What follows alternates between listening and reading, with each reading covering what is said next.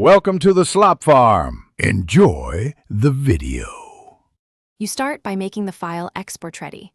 Unlock layers or rasterize only when necessary so you can reduce hidden data. Once done, resize the canvas to the target dimensions. Set the longest side in pixels or % to cut pixels before compression. Make sure the document is in sRGB and 8-bit where possible because color profile and bit depth add size. Then flatten visible layers if you don't need editability, which immediately reduces file overhead and speeds up the next steps. Now focus on how you export. Pick the right format: JPEG for photos, PNG 8 for simple graphics with limited colors, or WebP for superior compression. Use export as or save for web to preview. Slide the quality down while watching artifacts, aiming for the smallest file under your KB goal. Remove metadata and disable unnecessary color profiles. If JPEG, toggle progressive to improve perceived loading.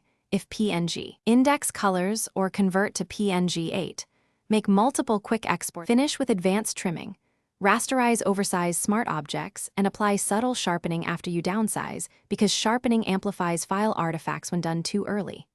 Consider two-step resampling, first to intermediate size then final, to preserve detail while allowing stronger compression. Compare final exports and pick the best size-quality trade-off.